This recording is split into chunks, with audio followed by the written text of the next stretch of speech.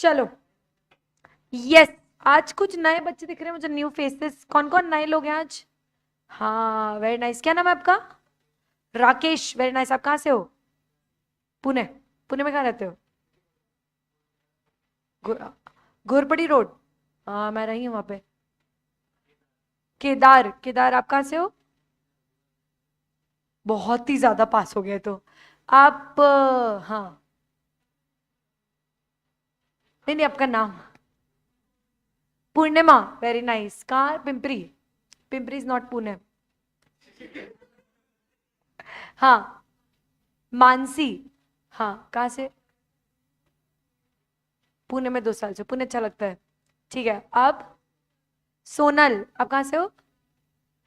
लातूर। ठीक, कोई बात नहीं। चलो, यस। सो गुड आफ्टरनून, कैसे हो सब लोग? मस्त मजे में एकदम, एक नंबर। एक नंबर। चलो, बहुत बढ़िया। हम लोग बिल्कुल एकदम सारी तरह की बकर कट करेंगे और पढ़ाई करेंगे, ठीक है? क्योंकि इसका नाम है फास्ट ट्रैक, तो हमने को फास्ट ट्रैक करना पड़ेगा। लाइव वाली जनता, गुड आफ्टरनून। आई होप आप सब एकदम स्वस्थ, एकदम मस्त और एकदम बढ़िया हो, ठीक है? Yes, all right. लाइव वाली जनता, पूर्व विशाल नालायक, Sagar Denver, Ravi, Preeti, Sangmesh, Kritika, Prateek, Ravi and rest of the others. चलो गाइस, स्टार्ट करते हैं फटाफट से। एक बार क्विकली रिवाइज करेंगे, हम लोगों ने कल क्या पढ़ा था। हम लोगों ने डिस्कस किया था कि हम लोगों ने स्टार्ट किया था इकोनॉमिक्स से। इकोनॉमिक्स कहां से आता है? एक वर्ड है ओइकोनोमिया।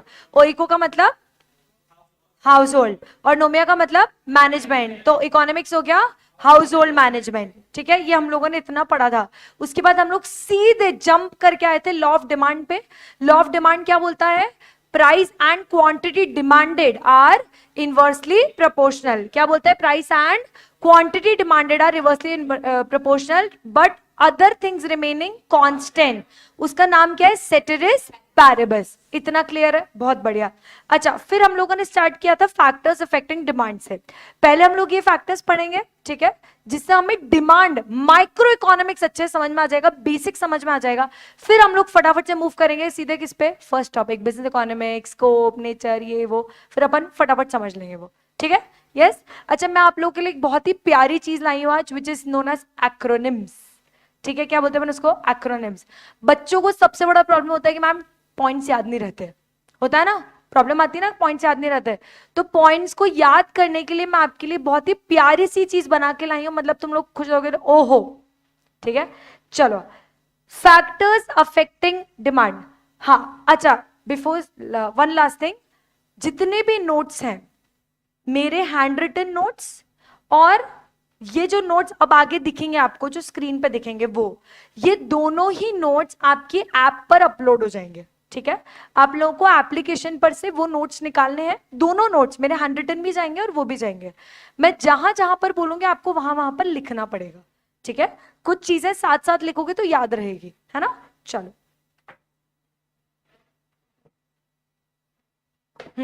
यस। सबसे पहले अपन ने पढ़ा था फैक्टर्स अफेक्टिंग डिमांड। गाइस फटाफट से, यस। सबसे पहला क्या है? Price of the commodity. अगर किसी भी कमोडिटी की प्राइस बढ़ती है तो उसकी क्वांटिटी डिमांड गिर जाती है, और अगर किसी की प्राइस गिरती है क्वांटिटी डिमांड बढ़ जाती है। This is known as inverse relationship. This is technically law of demand. ये क्लियर है? यस। दूसरा है प्राइस ऑफ रिलेटेड गुड्स। अब रिलेटेड गुड्स भी दो तरह के होते हैं, पहला सब्स्टिट्यूट गुड्स, दूसरा कॉम्प्लीमेंट्री गुड्स। सब्स्टिट्यूट गुड्स ये बोलता है कि अगर एक गुड की प्राइस बढ़ेगी तो उसकी डिमांड तो गिर जाएगी, पर जो उसका सब्स्टिट्यूट गुड है उसकी डिमांड बढ़ जाएगी। तो एक की प्राइस बढ़ने पर सब्स्टिट्यूट गुड की डिमांड, क्वांटिटी डिमांडेड बढ़ रही है, तो इसलिए रिलेशनशिप कैसा हो गया? Direct positive relationship. क्लियर है? अगर हम कॉम्प्लीमेंट्री की बात करें, कॉम्प्लीमेंट्री वो गुड्स होते हैं जो एक साथ बिके जाते हैं, ठीक है? जो लोग जनरली साथ में खरीदते हैं। तो अगर एक गुड की प्राइस बढ़ रही है तो उसकी डिमांड तो गिर रही है, पर उसका जो कॉम्प्लीमेंट्री गुड है उसकी डिमांड भी गिर रही है। तो रिलेशनशिप कैसा हो गया? Inverse indirect negative relationship. ये अपन ने पढ़ लिया था। तीसरा तीसरा तीसरा हम लोगों ने पढ़ा था income of the consumer. Income ये बोलता है अगर नॉर्मली किसी की इनकम बढ़ती है तो उसकी डिमांड भी बढ़ती है, और इनकम गिरती है तो डिमांड भी गिरती है। तो रिलेशनशिप कैसा हो गया? Positive direct. कैसा हो गया? पॉजिटिव डायरेक्ट, ठीक है, लेकिन हमने आ गए थे उसके एक्सेप्शंस पे कि ऐसा कभी कभी होता है कि इनकम बढ़ने पे कुछ ऐसे गुड्स होते हैं कि उनकी डिमांड तो गिर जाती है, जैसे inferior goods, low quality goods, जो लोग इनकम बढ़ने पर खरीदना पसंद नहीं करते, जैसे local products, non branded products. याद आ रहा है मैंने बताया था एफसी रोड पे या दिल्ली के सरोजनी मार्केट पे। एक्सक्यूज मी ब्रदर, सुना है क्या? हाँ सुना है ना? कौन है वो? आकाश गुप्ता, करेक्ट है। तो सरोजनी नगर से अगर तुम कोई चीज खरीदते हो नॉर्मली, इनकम बढ़ जाएगी तो वहां से खरीदना बंद कर दोगे ना? यस। तो इनकम बढ़ने पर जो इंफीरियर गुड्स होते हैं उनकी डिमांड गिर जाती है ना। नेसेसिटी गुड्स कौन से होते हैं? इनकम बढ़ने पर नेसेसिटी गुड्स की डिमांड भी बढ़ती है। नेसेसिटी मतलब जो हम रोज यूज करते हैं, बट एक समय ऐसा आता है जब उनकी डिमांड रुक जाती है, स्टेगनेंट हो जाती है। कल याद है मैंने आपको बोला था, आज मैंने शेयर्स में 5 लाख रुपए कमाए तो 5 किलो नमक सब्जी के अंदर। ऐसा होगा क्या? नहीं ना, मैं नमक ज्यादा थोड़ा ना खाऊंगी, करेक्ट है? यस। हाँ बीबी, हाँ वही तो, बीबी हो जाएगा, फिर बीबी का प्रॉब्लम हो जाएगा, करेक्ट है? वो तो और लंबा खर्चा, करेक्ट है ना? राइट, बढ़े आगे अब। यस, चलो तो फटाफट से पहले डिटर्मिनेंट्स खत्म करते हैं। यस, चलो चौथा आता है, चलो यस, हाँ ये इंपॉर्टेंट है, ध्यान से सुनेंगे सब लोग। टेस्ट्स एंड प्रेफरेंसेस, ठीक है, ऑफ बायर्स, ठीक है। अब देखो, आजकल सोशल मीडिया का बहुत बड़ा इन्फ्लुएंस है, बहुत बड़ा इन्फ्लुएंस है। जो सोशल मीडिया पर दिखता है लोग धीरे धीरे धीरे धीरे उसको अडॉप्ट करने लग जाता है। पहला एक जमाना था जब कटी हुई जीन्स से नहीं चलती थी, ठीक है, फिर सोशल मीडिया पे कटी पटी जीन्स पहनने लग गए लोग, तो हम लोग भी कटी पटी जीन्स पहनने लग गए, करेक्ट है ना? राइट। तो लोगों में अप्रोच होता है कि जैसे ही चीजें मॉडर्नाइज हो रही है हम वो चीजें अडॉप्ट करें, करेक्ट है? We start preferring those things जो ज्यादा ट्रेंडी होती है, ट्रेंडिंग होती है, ठीक है। हमें फिर वो करना, पतली कमरिया, वो करना पड़े, ठीक है, वो करने के लिए हमें चाहे ऋषिकेश जाना पड़े पर हम वो करेंगे। Why? Because this is trending, correct है? Right. So test and preference ये बोलता है कि बायर्स का टेस्ट क्या है उस पर डिपेंड करता है कि वो अपनी डिमांड कैसे करेंगे। इसमें इन्हें कि टेस्ट बढ़ेगा डिमांड बढ़ेगी, नहीं, टेस्ट पर डिपेंड करता है कि आपकी डिमांड बढ़ेगी या नहीं। अब इसमें अलग अलग इफेक्ट्स होते हैं, ठीक है, इसमें 3 अलग अलग इफेक्ट्स होते हैं जो समझना जरूरी है। नाम सुना है क्या? बैंड वैगन इफेक्ट, दूसरा क्या है? स्नॉब इफेक्ट, और तीसरा क्या है? Veblen. Very nice. Band wagon कौन बताएगा? क्योंकि दूसरे खरीद रहे हैं तो मैं भी खरीदूंगी, that is bandwagon effect. याद है एक जमाना था जब हमने ऐसी लंबी छड़ी ली थी सेल्फी स्टिक नाम की, क्यों? क्योंकि दूसरों के पास था। अभी जमाना चल गया एयरपॉड्स का, ईयरबड्स का, आजकल वायर वाली ईयरफोन्स कम लगाते हैं, क्यों? क्योंकि दूसरों के पास है। आ रही क्या बात समझ में? मुझे याद है मैं जब करीब 5 साल की थी, हाँ 5-6 साल की थी, मैंने जिद कर ली थी घर पे कि पापा मेरे को साइकिल दिलाओ, क्यों? क्योंकि मेरी दोस्त के पास। Bandwagon effect.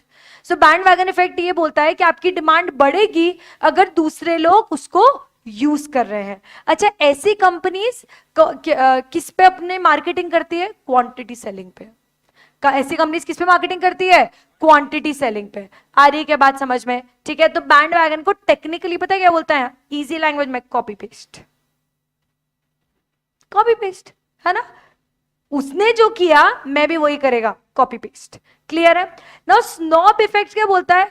सब कर रहे हैं, अपन ट्रेंड से अलग हटके है, so we don't generally buy those things which normal people are buying, है ना? मुझे स्टीरियोटाइप पसंद नहीं है, मुझे जो लोग करते हैं मुझे वो पसंद नहीं है, so that is snob effect.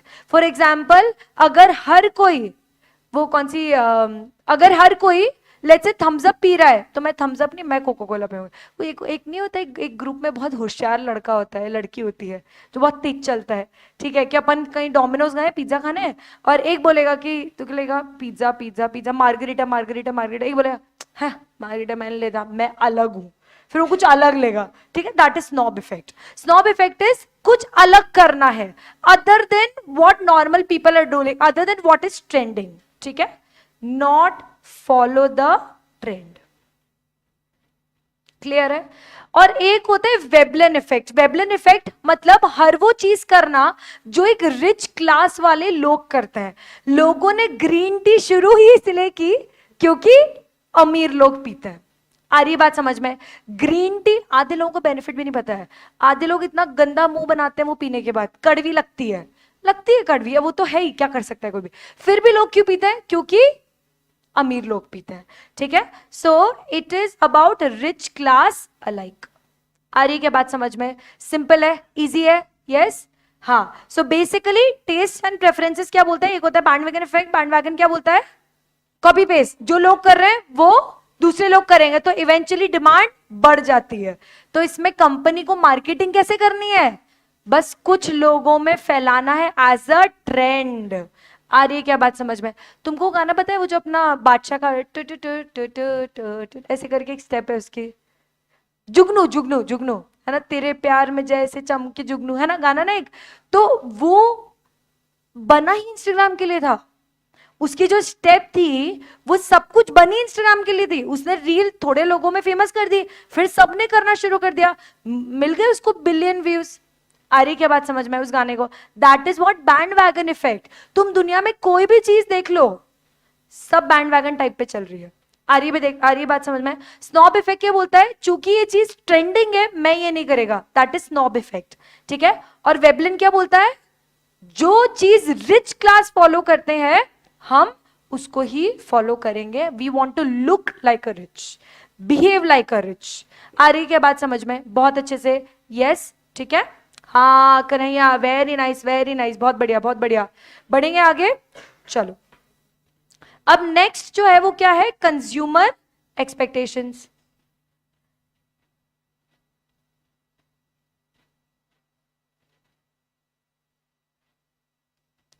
Next क्या है? Consumer expectations. अगर कंज्यूमर को एक्सपेक्टेड है कि प्राइस फ्यूचर में बढ़ने वाली है तो वो क्वांटिटी डिमांडेड अभी बढ़ा देगा। सुनना, अगर कंज्यूमर बोल रहा है सुनना अभी फोन खरीद ले बाद में बढ़ जाएगा, फिर मेरे को मत बोलना तेरे भाई ने बताया नहीं, that is what? Increase in price in future, ठीक है। So if it all it is expected that price is going to rise in future, you will increase the quantity demanded today. मैं आपको एक रियल एग्जांपल बताती हूँ। एक uncle है, उनको ना घर खरीदना था, ठीक है, तो मैं उनके साथ, वो पुणे में उनको खरीदना था घर, और पापा भेज देते बिना मतलब है कि अंकल आ गए पुणे तो चली जाओ उनके साथ। मैं चली गई उनके साथ। अब मैं उनके साथ जब गई तो अंकल ने बोला यार बेटा मेरे को प्रॉपर्टी खरीदनी है, बहुत सारा पैसा वैसा लेके आए थे, बहुत पैसा उनके पास, ठीक है। तो वो लेके आए, और जब हम गए ना प्रॉपर्टी वालों के पास, जैसे बिल्डर विल्डर होते हैं, तो उन्होंने क्या बोला? सर जल्दी बुक कर लीजिए, बाद में प्राइस बढ़ने वाली है, हर 5 दिन में प्राइस बढ़ रही है, ऐसा बोला उन्होंने। तो उन्होंने अपनी क्या कर दिया? उन्होंने ऑटोमेटिकली अपनी डिमांड यहां पे बढ़ा दी। सेलर ने ये बोलकर, वो प्रॉपर्टी वाले ने ये बोलकर प्राइस बढ़ा दी कि सर बाद में प्राइस बढ़ने वाली तो आप अभी खरीद लो, तो अभी सब क्वांटिटी सबने डिमांड बढ़ा दी। आ रही बात समझ में? So when the consumer aspects कि फ्यूचर में प्राइस बढ़ने वाली है, कंज्यूमर आज डिमांड बढ़ा देता है, करेक्ट है। और कंज्यूमर आईफोन, कंज्यूमर को पता है फ्यूचर में आईफोन की प्राइस गिरेगी, तो आज वो ऑटोमेटिकली डिमांड, क्वांटिटी डिमांडेड गिरा देता है। क्लियर है सबको? यस, एकदम बढ़िया तरीके से। इसमें कोई डाउट, समस्या, आपत्ति? डाउट, समस्या, आपत्ति? बोले नो आपत्ति। चलो बढ़े आगे, यस चलो। अब ये 5 फैक्टर्स तो क्लियर है, इसके अलावा कुछ अदर फैक्टर्स और है, फटाफट से देखते हैं अपन। अदर फैक्टर्स, ठीक है। सबसे पहला है आपका जो टारगेट मार्केट है उसकी साइज ऑफ पॉपुलेशन क्या है। अरे सीधी सी बात है ना, आपकी टारगेट मार्केट की साइज ऑफ पॉपुलेशन ऑलरेडी बड़ी है, ठीक है, पॉपुलेशन ऑलरेडी ज्यादा है आपके मार्केट की, तो डिमांड नॉर्मली ही बढ़ेगी। करेक्ट है ना, सीधी सी बात है। मुझे एक बात बताओ, पार्ले जी बिस्किट का टारगेट मार्केट बड़ा है या फिर कंप्यूटर का टारगेट मार्केट बड़ा है? पार्ले जी मैम, वो तो रोज खाते हैं ना सब, सीधी सी बात है। इसका नाम ही क्या है पार्ले जी का? FMCG, fast moving consumer good, फटफट मूव करता है। आ रही क्या बात समझ में? यस। सो अगर आपकी पॉपुलेशन, जो टारगेट मार्केट है, जो आपका कस्टमर है, अगर उसका पॉपुलेशन ज्यादा है तो एनीवे आपकी डिमांड ज्यादा रहेगी। तो if size of population is higher, the quantity demanded would be higher. Clear है सबको? Yes. Next is age distribution. एक एग्जाम्पल, आपका जो प्रोडक्ट है वो है नी कैप्स, जो घुटनों में लगता है, ठीक है। क्या लगता है आपका एज ग्रुप क्या रहेगा? 60 साल, 40 साल की उम्र में लगता है आजकल लोगों को 60 अबव। अच्छा तुम अपने आप को देख के बताओ, तुमको लगता है 60 साल का, 60 साल तक तुम रुकोगे लगाने के लिए? 40 साल में लगता है आजकल नी कैप्स। हाँ आ गया ऐसा, मिलावट का जमाना है, ठीक है। बट चलो, अपना एक टारगेट मार्केट 45 प्लस है ना, 45 प्लस के लोगों को आजकल नी कैप्स लगाने पड़ते हैं, ठीक है। अब तुम अगर नी कैप्स का जो प्रोडक्ट्स है, मतलब जो यूनिट्स हैं, अगर तुम एक खिलौने की दुकान में रखोगे तो तुम्हें क्या लग रहा है, क्या चांसेस है, कितना बिकेगा? नहीं बिकेगा। एक आध कभी बिक जाए कि भाई दादाजी बच्चे को खिलौना दिलाने लेके गए और उस समय उनको दिख गया नी कैप, उन्होंने खरीद लिया, तो बात अलग है। आ रही बात समझ में? वरना सबसे ज्यादा नी कैप्स कहां बिकेंगी? ऑर्थोपेडिक की क्लिनिक के नीचे। ऑर्थोपेडिक होता है ना, हाँ, उसकी क्लिनिक के नीचे। करेक्ट है, राइट। तो सीधी सी बात है, आपका जो एज डिस्ट्रीब्यूशन है, अगर वो सही है, सही तरीके से, कि आप सबके लिए अगर प्रोडक्ट बना रहे हो, तो फिर आपकी डिमांड अच्छी है। पर अगर आप एक कम्युनिटी के लिए प्रोडक्ट या एक पर्टिकुलर ग्रुप के लिए प्रोडक्ट बना रहे हो, तो आपकी डिमांड ऑटोमेटिकली गिर जाएगी। लाइव वाली जनता को सब क्लियर है? हाँ है ना? Yes yes yes yes yes, clear है सबको? बढ़ेंगे आगे, चलो। Next is national income. तुमको मालूम है पाकिस्तान की लास्ट कैलकुलेटेड जीडीपी कितना है? 350 बिलियन डॉलर्स में कैलकुलेट करे तो, ठीक है। और इंडिया का लास्ट कैलकुलेटेड जीडीपी कितना है? 1.25 trillion dollars. Of course ma'am, पता है क्यों? क्योंकि इसका एक बहुत बड़ा रीजन है कि जो नेशनल इनकम डिस्ट्रीब्यूशन है हमारी इंडिया में, वो पाकिस्तान के कंपैरिजन में बैलेंस्ड है। आ रही बात समझ में? पाकिस्तान में आपको कम लोग अमीर दिखेंगे, सिंपल लैंग्वेज में बोलूं तो अमीरों की जो जनता है पाकिस्तान में वो कम है, अमीरों की जो जनता है इंडिया में वो इंडिया में ज्यादा है। आ रही है क्या बात समझ में?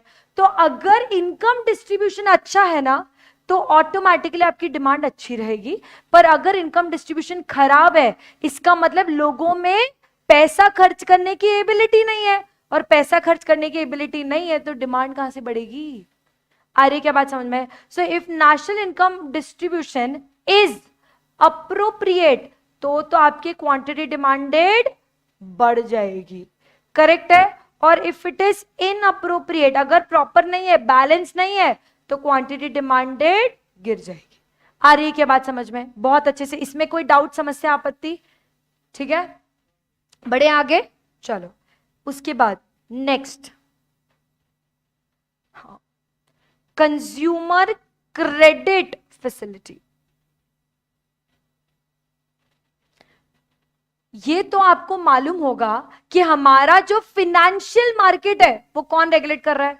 आरबीआई, है ना? कौन रेगुलेट कर रहा है? आरबीआई, ठीक है। चलो, अब अगर आरबीआई को लग रहा है कि यार मार्केट में तो ना लिक्विडिटी नहीं है, कैश ही नहीं है, लोगों के पास पैसा ही नहीं है चीजें खरीदने का, आरबीआई क्या करती है? इंटरेस्ट रेट कम कर देती है। अगर इंटरेस्ट रेट, कौन सा इंटरेस्ट रेट? जिस रेट पर जिस इंटरेस्ट पे मैं बैंक से लोन लूंगी एज अ कंज्यूमर। करेक्ट है? अगर वो आरबीआई ने इंटरेस्ट रेट गिरा दिए तो मैं बैंक से लोन लूंगी और उससे चीजें खरीदना शुरू कर दूंगी। करेक्ट है? और अगर आरबीआई को लगता है कि भाई मार्केट में बहुत लिक्विडिटी है, लोगों के पास एक्सेसिव कैश पड़ा है, इन्फ्लेशन बढ़ जाएगा, तो इसलिए आरबीआई क्या करती है, इंटरेस्ट रेट को बढ़ा देती है, जिससे कि लोगों को लोन लेने में तकलीफ होगी। क्लियर है? जैसे वैसे तो बोला जाता है कि कोविड में नुकसान हुआ, पर एक्चुअली कोविड में लोगों ने काफी सेव किया है। कोविड में लोगों ने अच्छा सेव किया। तो कोविड के बाद 2022 जो था वो पोस्ट कोविड ईयर था, है ना? तो 2022 में लोगों के पास इतना ज्यादा कैश था कि इस बार आरबीआई ने इंटरेस्ट रेट बढ़ा दिया। अभी बजट आ रही है क्या बात समझ में? बहुत अच्छे से। यस। सो इसीलिए क्या बोला जाता है कि अगर क्रेडिट फैसिलिटी का जो इंटरेस्ट रेट है ना, अगर वो कम है, इंटरेस्ट रेट कम है, जिस रेट पे हम लोन लेंगे, तो डिमांड बढ़ेगी कि कम होगी? डिमांड बढ़ेगी कम होगी? बढ़ेगी कम होगी? पक्का? श्योर? लॉक कर दें? क्या कीजिएगा इन पैसों का आप? बढ़ेगी। ठीक है? और अगर आरबीआई इंटरेस्ट रेट बढ़ा देती है तो क्वांटिटी डिमांडेड ऑफ कोर्स गिर जाएगी। क्लियर है सबको? Yes. Next is government policies, है ना? अब गवर्नमेंट की पॉलिसीज क्या है वो भी ऑफ कोर्स मैटर करती है। ठीक है? अगर गवर्नमेंट चाहती है आपको कि आप क्वांटिटी बढ़ाओ, आप डिमांड बढ़ाओ, तो उस तरह के रिस्ट्रिक्शंस गवर्नमेंट लगाती है और वो कंपैरेटिवली रेस्ट्रिक्शंस कम कर देती हैं। क्लियर है? जैसे एक सिंपल एग्जांपल मैं आपको बताऊं, अगर गवर्नमेंट को लगता है कि चाय का कंजम्पशन इंडिया में बहुत बढ़ गया है, गवर्नमेंट चाय पर रेस्ट्रिक्शन लगा देगी, या इलीगल ट्रेडिंग होने लग गई है, चाय पर रेस्ट्रिक्शन लगा देगी। आ रही बात समझ में? तो गवर्नमेंट पॉलिसी अगर फेवरेबल है, किस चीज का फेवरेबल होना चाहिए? आपके बिजनेस के लिए फेवरेबल होना चाहिए। अगर मैंने दुकान डाली एसके चाय वाली, ठीक है, एसके चाय वाली मैं दुकान डाली है, तो अगर ये जो दुकान मैंने डाली है और इससे रिलेटेड गवर्नमेंट ने रेस्ट्रिक्शंस बढ़ा दिए तो मेरे लिए अनफेवरेबल है, मेरा क्वांटिटी डिमांडेड गिर जाएगा। सो इट इज ऑल अबाउट जो गवर्नमेंट पॉलिसीज है वो मेरे लिए फेवरेबल है क्या। अगर वो मेरे धंधे के लिए फेवरेबल है तो मेरी क्वांटिटी डिमांडेड बढ़ जाएगा, और अगर मेरे धंधे के लिए फेवरेबल नहीं है तो क्वांटिटी डिमांडेड गिर जाएगा। क्लियर है सबको? Yes. Done done done done done done done. चलो फटाफट से पढ़ेंगे एक बार क्विकली। पहला हमने पॉइंट क्या पढ़ा? Price of commodity. प्राइस बढ़ती है, क्वांटिटी डिमांडेड गिरती है। रिलेशनशिप कैसा हो गया? इनवर्स। सब लोग जोर से बोलेंगे। दूसरा, प्राइस ऑफ रिलेटेड गुड्स। दो तरह के गुड्स होते हैं, पहला सब्स्टिट्यूट, दूसरा कॉम्प्लीमेंट्री। सब्स्टिट्यूट गुड्स प्राइस बढ़ती है तो उसकी डिमांड तो गिर जाएगी, बट उसकी सब्स्टिट्यूट गुड्स की डिमांड बढ़ जाएगी, तो दोनों बढ़ रहे हैं। रिलेशनशिप कैसा हो गया? Positive direct. कॉम्प्लीमेंट्री गुड्स में रिलेशनशिप कैसा होता है? Indirect inverse. ये क्लियर है? कैसे हुआ ये पता है? सोनल सलोनी, सोनल क्लियर है? चलो नेक्स्ट, इनकम। इनकम बढ़ती है, डिमांड बढ़ती है, रिलेशनशिप डायरेक्ट है। इसके दो एक्सेप्शंस है, पहला इंफीरियर, इंफीरियर और नेसेसिटी। उसके बाद टेस्ट प्रेफरेंस। टेस्ट प्रेफरेंस में हमने 3 इफेक्ट्स पढ़े। पहला बैंड वैगन। बैंड वैगन क्या है?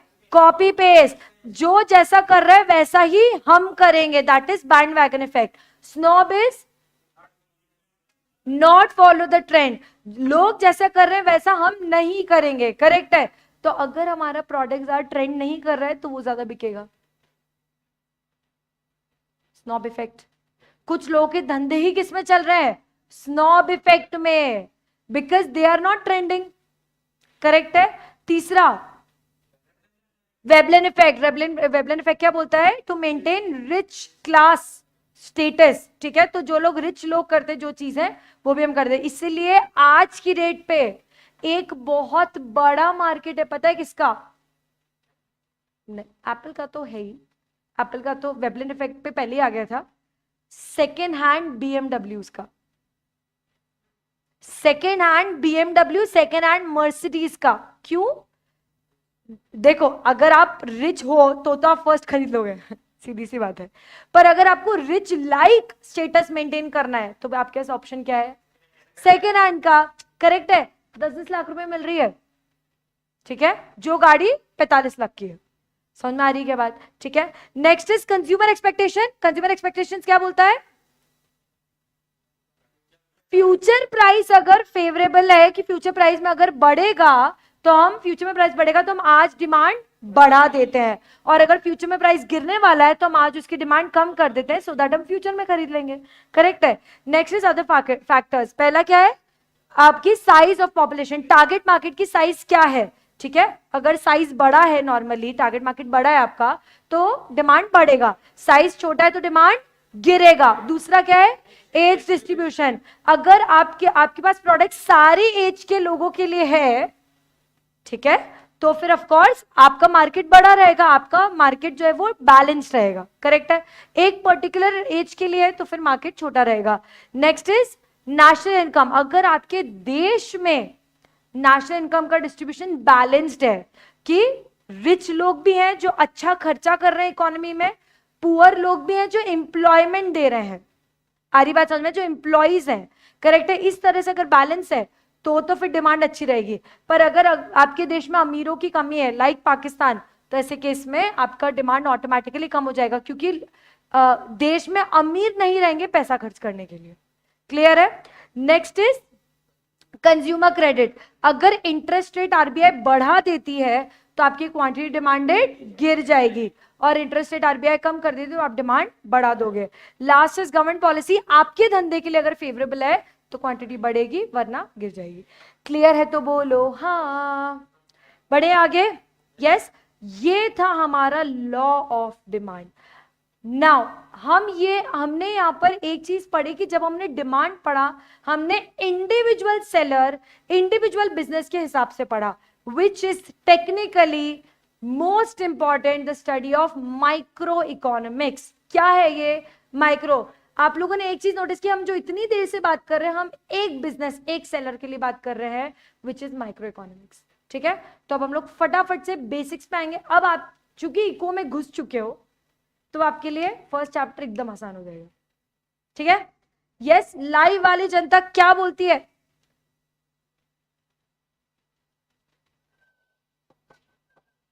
अंबानी का net worth is more than Pakistan का जीडीपी। अरे यार, ठीक है। देखो, तो अभी हम लोगों ने क्या पढ़ा है? अभी हमने सेकंड चैप्टर में जो लॉ ऑफ डिमांड है, बस उसका एक छोटा सा पार्ट पढ़ा है, छोटा सा। Now you comfortable with eco, ठीक है। Now we'll go back to first chapter. मेरे लिए कभी भी फर्स्ट और सेकंड चैप्टर अलग नहीं है, ठीक है। फर्स्ट सेकंड चैप्टर्स जो है, फर्स्ट चैप्टर में बेसिक्स बिजनेस इकोनॉमिक्स है, सेकंड चैप्टर में आपका हाउ टू प्रोड्यूस अपनी सेंट्रल प्रॉब्लम्स है, करेक्ट है। तो मेरे लिए चैप्टर्स अलग नहीं है, हम लोग इन सबको कंबाइंड फॉर्मेट में पढ़ेंगे। हमारे लिए सीधे नेक्स्ट टॉपिक नया कौन सा आएगा? प्रोडक्शन, ठीक है, थ्योरी ऑफ प्रोडक्शन, वो हमारे लिए एकदम नया टॉपिक है। तब तक हमारे लिए सारे टॉपिक्स एक हैं। टॉपिक्स जैसे ही कंप्लीट होंगे फिर हम एक साथ धड़ल्ले से क्या करेंगे? एमसीक्यूज। 2 क्लासेस हमारी एमसीक्यू में जाएगी फिर, ठीक है। Yes, done. चलो, thank you guys, thank you so much, thank you. ठीक है। अच्छा, मेरी एक क्लास का एक छोटा सा रूल है ना, अगर कोई कॉन्सेप्ट समझ में आता है ना, तो क्या बोलते हैं? आग लगा दी। क्या बोलते हैं? आग लगा दी। मैं ऐसा मानती हूं, आग, फायर के अलग अलग इंटरप्रिटेशन होते हैं। एक होता है जलन, जेलसी, एक होता है गुस्सा, आग बबूला हो गया, बोलते हैं ना, पर एक होता है जोश। तो हमारे लिए आग का मतलब क्या है? जोश। क्योंकि सीए में ना, जब तक अंदर मन में आग बनी रहेगी तब तक बॉडी में से मेहनत बाहर निकलेगी। आग अगर बुझ गई हो तो बॉडी मेहनत करना छोड़ देगी, ठीक है। इसीलिए हमें वो आग बरकरार रखनी है, ठीक है। तो क्या बोलेंगे हम? आग लगा दी। एक नंबर, बहुत बढ़िया, बहुत बढ़िया। चलो, यस, हाँ, आग लगा दी। मुंबई जाएगा, मुंबई जाएगा। चलो, यस, फटाफट से आते हैं। बेसिक्स हम पढ़ चुके हैं। ओइको, ओइको मतलब होता है हाउस, ओमे मतलब मैनेजमेंट, तो economics is basically house management. Economics में 2 चीजें आती है, इसके 2 फंडामेंटल फैक्ट्स है जिसको कोई भी झूठला नहीं पाया है, और वो क्या है? ह्यूमन बींग्स के अनलिमिटेड वांट्स, और जो भी रिसोर्सेज होते हैं वो स्केर्स होते हैं और उनके ऑल्टरनेट यूजेस होते हैं, ठीक है। मैं पहले मुझे साइकिल चाहिए थी, साइकिल के बाद एक्टिवा चाहिए थी, एक्टिवा के बाद बेटर नई वाली एक्टिवा चाहिए थी, नई वाले एक्टिवा के बाद कार चाहिए थी, कार के बाद घर चाहिए था, घर के बाद बड़ा घर चाहिए था, उसके बाद और बड़ा घर चाहिए था, फिर मेरे को इंडिया के बाहर घर चाहिए था। समझ में आ रही बात? यस। तो मेरी जरूरतें खत्म नहीं हो रही है। अच्छा, यहां पर जरूरतों का मतलब इच्छाएं हैं, क्योंकि नीड्स तो जल्दी सेटिस्फाई। नीड्स क्या होती है? रोटी कपड़ा मकान। नीड्स तो यही होती है, रहने के लिए छत चाहिए, है ना, खाने के लिए खाना चाहिए, पीने के लिए पानी चाहिए, और पहनने के लिए कपड़े चाहिए। वो तो बेसिक नीड्स है, ठीक है। ऐसे नहीं मेरे पास बहुत सारा पैसा है तो मैं 5 कपड़े पहन के घूम रही हूं, ऐसा हो सकता है क्या? नहीं, वो नीड भी नॉर्मल है, बट क्या सेटिस्फाई करना है मुझे? नीड्स नहीं, वांट सेटिस्फाई करना है। और वांट्स ना अनलिमिटेड होती हैं। पहला desire, want, satisfaction, new desire. Correct है, राइट? एक बार वांट सेटिस्फाई होगा, नया वांट आ जाएगा। पर प्रॉब्लम वहां नहीं है।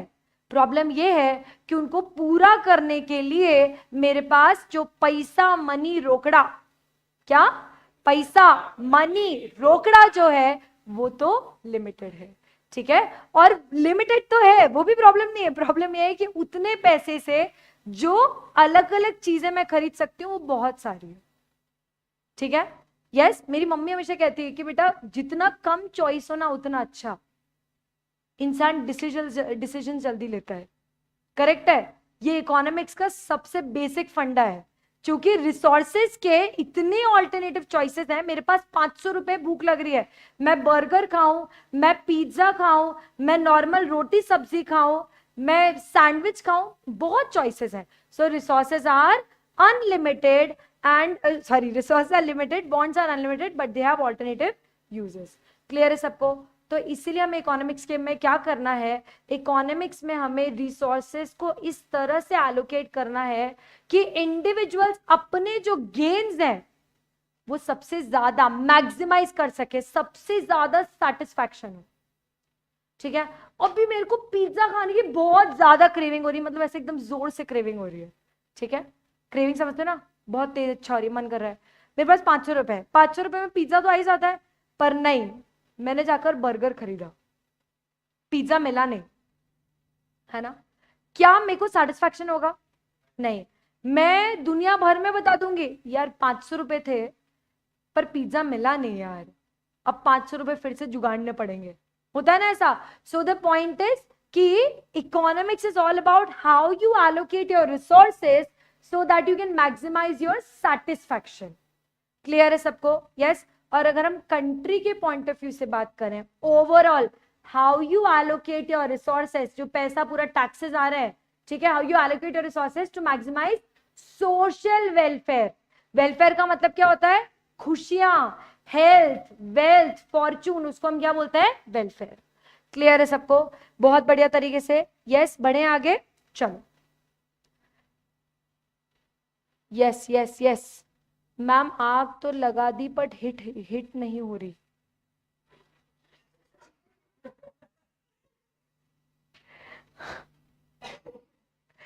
कहां से, मतलब कहां, क्या खाते हो रे तुम लोग सुबह सुबह? हाँ हाँ, समोसे हैं। चलो बढ़े आगे, चलो हम लोग आते हैं सीधे बिजनेस इकोनॉमिक्स पे। बिजनेस इकोनॉमिक्स का मतलब क्या होता है? When you use this economic analysis to make business decisions involving best of organisation scarce resources. देखो, हम बार बार एक चीज तो पढ़ चुके हैं कि रिसोर्सेस कम है, रिसोर्सेस की कमी है, पर हमें उसको कैसे बेस्ट तरीके से यूज करें कि हमें पैसा ही पैसा मिले। बोलते ना, पैसा ही पैसा होगा, ठीक है। तो हमें पैसा ही पैसा मिले, हम किस तरह से बिजनेस को इस्तेमाल करें, रिसोर्सेज को इस्तेमाल करें। क्लियर है सबको? और उसमें हमें क्या यूज करना है? इकोनॉमिक्स। डन? यस। चलो अब देखो, इकोनॉमिक्स की दो ब्रांचेस है, माइक्रो और मैक्रो। माइक्रो का लिटरल मीनिंग होता है छोटा, मैक्रो का लिटरल मीनिंग होता है बड़ा, ह्यूज, ठीक है। माइक्रो का एक्चुअली मतलब होता है एक मिलियंथ, लाइक 1 मिलियंथ शेयर, उसको माइक्रो बोलते हैं, ठीक है। मैक्रो मतलब बड़ा। माइक्रो इकोनॉमिक्स क्या होता है? Study of individual consumer, individual firm, individual sector, individual company, individual producer, seller, जब हम एक पर्सन की बात करते हैं और उसको स्टडी करते हैं तो उसको हम क्या बोलेंगे? Micro economics. So micro economics study of particular firm, particular house hold, individual price, wages, income, industry and commodity. ये डेफिनेशन किसने दी है? प्रोफेसर बोल्डिंग ने दी है. किसने दी है? प्रोफेसर बोल्डिंग ने दी है. क्लियर है सबको? यस. अब माइक्रो में क्या क्या कवर होगा? ठीक है, माइक्रो में कवर होता है सबसे पहले प्रोडक्ट की प्राइस क्या रखनी है. क्या तुमने सोचा है कि प्रोडक्ट की प्राइसिंग कंपनीज डिसाइड कैसे करती होंगी? प्रोडक्ट की प्राइस कंपनीज कैसे डिसाइड करती होंगी? बताओ. Production cost, cost of production पे, सीपी पे, कॉस्ट प्राइस पे. फिर क्या करता है?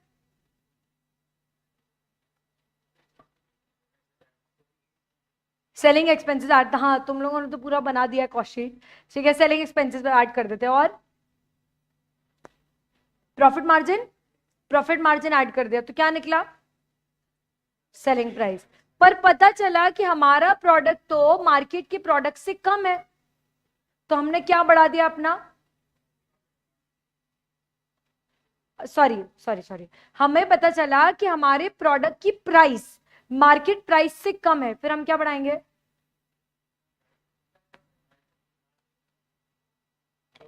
प्रॉफिट मार्जिन बढ़ाओगे. कॉस्ट प्राइस बढ़ा दोगे क्या? कॉस्ट प्राइस होना बढ़ेगी. कॉस्ट प्राइस तो आपकी वैसी ही रहेगी, फिक्स तो फिक्स ही रहती है. बेटर, अगर थोड़ी क्वालिटी बेटर की तो कॉस्ट प्राइस बढ़ जाती है, वरना मार्केट के हिसाब से आप क्या बढ़ा सकते हो? Profit margin. करेक्ट है, right. Now the point is, जब हमें सेलिंग प्राइस डिसाइड करनी थी, प्रोडक्ट प्राइसिंग डिसाइड करनी थी, हम गए ना मार्केट के पास. हम गए ना मार्केट के पास, मार्केट स्टडी किया ना हमने. That is economics, study of market. आ रही बात समझ में? यस. तो प्रोडक्ट की प्राइस डिटरमाइन करने के लिए जब हम मार्केट में जाते हैं, जब हम कंपेटिटर की प्राइस देखते हैं कि वो कितने में बेच रहा है, that is what? Product pricing. Clear है? बहुत अच्छे से. Next is consumer behaviour. तुमने वो देखा है, कोई भी गाड़ी लॉन्च होती है तो एक बड़ा सा पोस्टर पहले से ही लग जाता है उसका, सुंदर सा, और उसमें एकदम बारीक बारीक शब्दों में लिखा है 15 lakhs ओनली, है ना? राइट. ओनली ओनली ओनली तो और बारीक होता है. ठीक है. सो द पॉइंट इज कि इतनी बड़ा सा एक बहुत ही सुंदर फोटो है. ठीक है, लेट्स इमेजिन कौन सी गाड़ी पसंद है? BMW. ठीक है, पोर्शे. ठीक है, तो वो उसका एक फोटो लगा हुआ है मस्त सा. ठीक है, सुंदर सा, रेड कलर की वो भी. और जब वो लॉन्च होने वाली है उसके पहले ही जो कंपनी है वो कंज्यूमर बिहेवियर जान लेगी कि कितना लोग उसको डिमांड कर रहे हैं. जितनी डिमांड आएगी अकॉर्डिंगली कंपनी क्वांटिटी प्रोड्यूस करेगी. That is known as prediction of demand. उसको हम क्या बोलते हैं? Prediction of demand. क्लियर है सबको? तो कंज्यूमर माइक्रो इकोनॉमिक्स में हम क्या करते हैं? डिमांड प्रिडिक्ट करते हैं by understanding consumers behaviour. Clear है? Next is economics conditions of a section of the people. Correct है. जो आपका टारगेट मार्केट है उनकी फिलहाल इकोनॉमिक कंडीशन क्या है? जो आपका टारगेट मार्केट है उसके हिसाब से उनकी इकोनॉमिक कंडीशन फिलहाल क्या है, ये आपको समझना जरूरी है. क्लियर है? एक सिंपल सा एग्जांपल, सबसे ज्यादा कोविड में अगर कोई बिस्किट चला है तो वो है पार्ले जी. क्यों? Glucose biscuit. People did not invest money in any other biscuit. ठीक है, ज्यादा जितने लोग बीमार पड़े सबने ग्लूकोज के लिए क्या खाया? एनर्जी के लिए glucose biscuit, which is Parle G. आ रही क्या बात समझ में? ठीक है, तो आपका जो टारगेट मार्केट है उनकी उस टाइम पे इकोनॉमिक कंडीशन क्या है. Next is factor pricing. Factor देखो, 4 फैक्टर्स ऑफ प्रोडक्शन होते हैं. ठीक है, एक होता है land, labour, capital and entrepreneurship. Correct है? राइट. तो आपकी लैंड की कॉस्ट क्या है? मतलब रेंट कितना है. लेबर की कॉस्ट क्या है? मतलब वेजेस कितनी है. कैपिटल की कॉस्ट मतलब इंटरेस्ट कितना है और आपको कितना प्रॉफिट देना है. फैक्टर की प्राइस भी तो मैटर करेगी. करेक्ट है? तो वो भी माइक्रो इकोनॉमिक्स का पार्ट होगा. Next study of firms. Study of firms मतलब कंपेटिटर्स. आप इसमें किसको स्टडी करोगे? कंपेटिटर्स को. करेक्ट है? और आखिरी में आपकी इंडस्ट्री की लोकेशन क्या है, वो बहुत ज्यादा मैटर करता है, बहुत ज्यादा। आपको एक खास बात बताऊं, so I worked as a company secretary in a mall.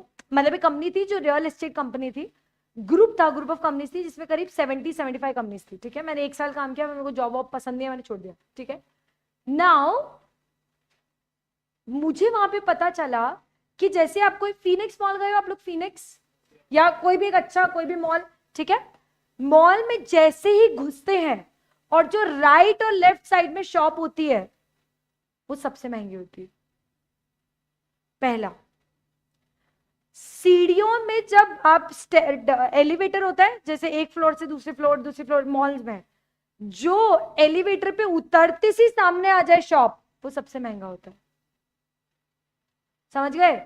Staircase से उतरते से जो सामने शॉप आ गई वो सबसे महंगी, स्टेयरकेस के पीछे जो शॉप होती है जो दिखती कम है वो सबसे सस्ती। Location of your industry. आ रही है क्या बात समझ में? बहुत अच्छे से। यस, ठीक है, मैं गया हूं फीनिक्स मॉल, अरे इंदौर में भी तो खुल गया फीनिक्स, काफी करीबी हो गए तो। चलो, यस, ठीक है, तो अब बताओ माइक्रो इकोनॉमिक्स में हम क्या क्या पढ़ते हैं? सबसे पहला प्रोडक्ट प्राइसिंग, दूसरा कंज्यूमर बिहेवियर, तीसरा economic condition of the section of the people. यहां पे इकोनॉमिक कंडीशन ऑफ किसकी बात कर रहे हैं? टारगेट मार्केट की। Next is factor pricing. Factor मतलब 4 फैक्टर्स, कौन कौन से? Land, labour, capital, entrepreneurship. Next is study of firms, मतलब स्टडी ऑफ कंपेटिटर्स। और आखिरी में location of your industry.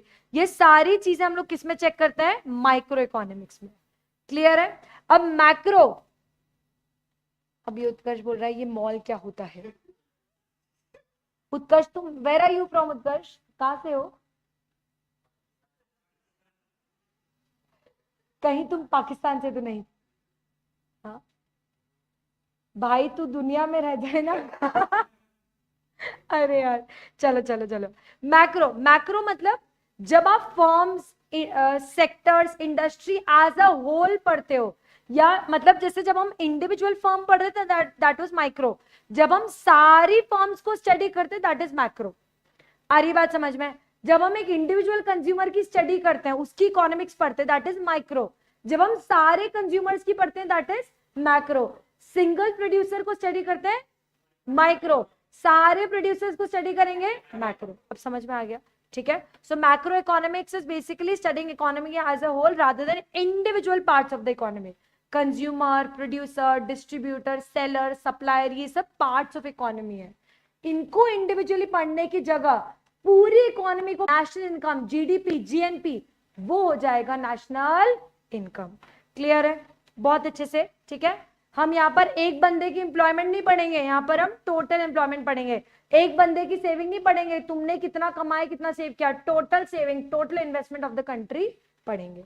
Clear है? इसमें क्या क्या कवर होती है चीजें? सबसे पहले नेशनल इनकम एंड आउटपुट, देश भर में कितना कमाया, जीएनपी है ना, कितना जो ग्रॉस नेशनल प्रोडक्ट, कितना इनकम कमाया, और total gross domestic output, product कितना था, आउटपुट, टोटल आउटपुट, कंट्री में कितना प्रोडक्शन हुआ, कितना आउटपुट निकला। करेक्ट है? उसके बाद कंट्री का जनरल प्राइस लेवल क्या है। तुम्हें पता है मैकडी का एक बर्गर, मैकडी का एक बर्गर, मैक वेजी तो नहीं मिलता, मैक चिकन, ठीक है, कितने का मिलता है? 100। पूरा रटा हुआ है मुंह पे, बोले बस बोलना ही था। 130 रुपए का मैक चिकन यहाँ पे मिलता है। तुम स्विट्जरलैंड जाओगे, जाएंगे, स्विट्जरलैंड जाओगे तो वहां पर मैक चिकन मिलता है अप्रोक्सीमेटली इन ₹750 के आसपास। अब तुम बोलोगे मैम वो तो करेंसी का डिफरेंस है ना, वो है, करेंसी का डिफरेंस है, उसके बावजूद भी रेगुलर अगर हम डॉलर से कंपेयर करें तो स्विट्जरलैंड महंगा पड़ रहा है। That is known as general price level. आ रही क्या बात समझ में? ऐसा नहीं बोल सकते कि बाहर के देश में जाओगे तो खाना महंगा है क्योंकि इंडियन करेंसी सस्ती है, इसीलिए बोलते हैं क्योंकि वहां का general price level is comparatively more expensive as compare to India. समझ में आ रही है? जनरल प्राइस लेवल मतलब it is related to how much a consumer is willing to spend on a particular product is general price level। Clear है सबको? Yes. एक आदमी को आदत है कि बिस्किट को वो मैक्स टू मैक्स बिस्किट के लिए 10 से 15 रुपए दे सकता है, ठीक है? तो हर वो कंपनी जो बिस्किट 30 रुपए से ज्यादा बेच रही है वो नहीं बेच पा रही है, क्योंकि एक इंसान 30 रुपए से ज्यादा बिस्किट में इन्वेस्ट नहीं करेगा। General price level. क्लियर है सबको? Yes. Next is balance of trade in payment. Balance of trade in payment का मतलब क्या होता है? यहाँ पे किसकी बात कर रहे हैं? इंपोर्ट एक्सपोर्ट, फॉरेन एक्सचेंज, कितनी करेंसी गई, कितनी करेंसी आई, उसका एक बैलेंस शीट, उसका एक बेसिकली बैलेंस बनता है। करेक्ट है? उसके कारण डेफिसिट पता चलता है, राइट? कि फॉरेन करेंसी अगर हमने इंडियन करेंसी ज्यादा बाहर भेज दी और फॉरेन करेंसी कम आई तो हम डेफिसिट में चले गए। आ रही है क्या बात समझ में? तो ये भी किसका मैटर हो गया? मैक्रो इकोनॉमिक्स का। Next is external value of money. हमारी कंट्री की वैल्यू, ऐसे तुमने इंस्टाग्राम पे देखा होगा बहुत सारे कि ये सारी कंट्रीज इंडिया से चीपर है। इसका मतलब हमारी करेंसी वहां पर ज्यादा है, हमारी करेंसी की वैल्यू वहां पर ज्यादा है। और वो कंट्रीज जो इंडिया से महंगी, इसका मतलब हमारी करेंसी की वैल्यू वहां पे कंपेरेटिवली कम है। करेक्ट है? That is value of money. Next is total saving and total investment. Total investment मतलब लोग कितना पैसा अपना इन्वेस्ट कर रहे हैं, घर से निकाल रहे हैं। और टोटल सेविंग मतलब लोग कितना पैसा सेव करके रख रहे हैं। करेक्ट है? That is total saving. इसको एस को सेविंग और इन्वेस्टमेंट को आई से रिप्रेजेंट किया जाता है। करेक्ट है? एंड आखिरी में टोटल एम्प्लॉयमेंट। पीएम नरेगा पता है? पीएम नरेगा एक पॉलिसी आई है। पीएम नरेगा पॉलिसी बोलती है कि गवर्नमेंट ने वादा किया है कि अगर आप एक साल में 100 दिन से ज्यादा अनएम्प्लॉयड रहे, अगर आप एक साल में 100 दिन से ज्यादा अनएम्प्लॉयड रहे तो आपको गवर्नमेंट या तो एम्प्लॉयमेंट दिलवाएगी या फिर आपको रहने के लिए पैसा देगी। ठीक है? और एम्प्लॉयमेंट भी 15 किलोमीटर के अंदर होना चाहिए। ठीक है? ऐसा नहीं कि एम्प्लॉयमेंट गवर्नमेंट बोल देगी ठीक है फिर तुमको वहां जाना पड़ेगा, कैलकाटा में रह के तुमको राजस्थान जाना पड़ेगा, ऐसा नहीं है। ठीक है? गवर्नमेंट आपको 15 किलोमीटर के अंदर एम्प्लॉयमेंट दिलाएगी। That is PM NREGA policy. ठीक है? So that is a part of employment, macro economics and economic growth. हमारी कंट्री कितना इकोनॉमिकली ग्रो कर रही है। क्लियर है? तुमको पता है यूके का जो इकोनॉमिक ग्रोथ है वो नेगेटिव है। India being a developing country, हमारा इकोनॉमिक ग्रोथ रेट जो है is much higher than most of the developed countries, क्योंकि हम डेवलपिंग है। करेक्ट है? तो इकोनॉमिक ग्रोथ कैसे होती है? That is also part of macro economics. तो आप फटाफट से बताओ, जल्दी से बताओ, जल्दी से क्या है? नेशनल इनकम एंड आउटपुट, दूसरा जनरल प्राइस लेवल, तीसरा balance of trade and payment, next is external value of money, next is saving and investment, and last is employment and economic growth. Clear है? Yes? ठीक है? अब मैं चाहती हूं आप लोग अपनी कॉपी खोलो फटाफट से।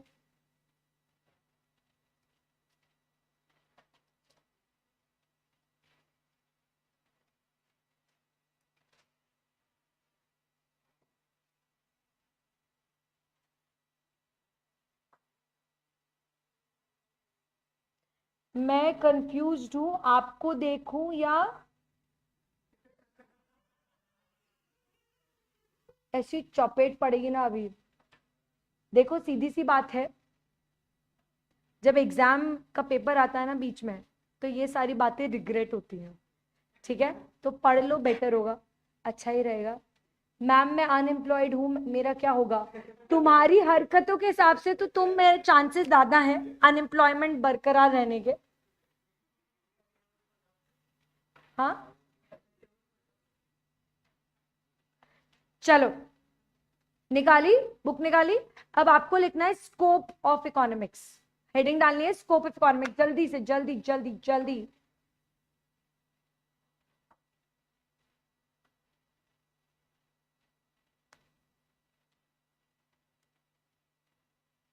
ठीक है?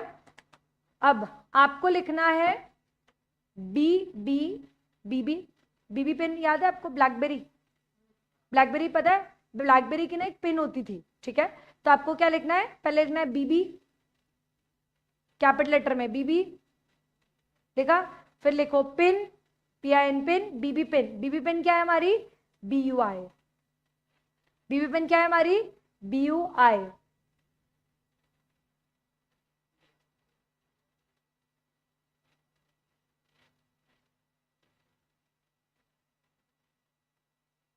ठीक है, हाँ। अब बीबी पिन लिखा, BUI। बी फॉर लिखो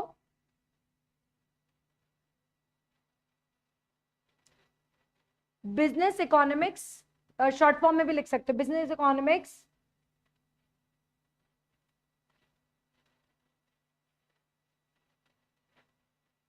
इज साइंस।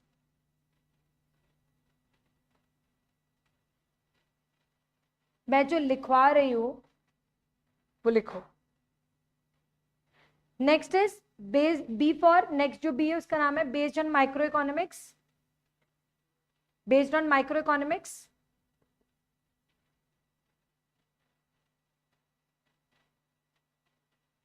ठीक है, फिर पी लिखो pragmatic approach, PRAGMATIC, pragmatic approach.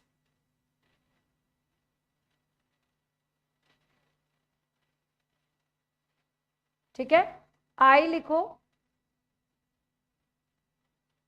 incorporate elements of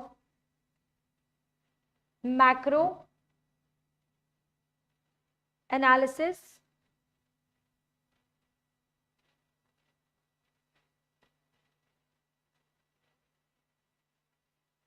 फिर एन लिखो नॉर्मेटिव, एन लिखो नॉर्मेटिव। मैं सारे सवालों के जवाब दूंगी, पहले फटाफट से लिखो गाइस, जल्दी से, विष्णु मोहित सब लोग जल्दी से लिखो। एन लिखा नॉर्मेटिव, ठीक है। फिर बी लिखो business economics is art, business economics is art.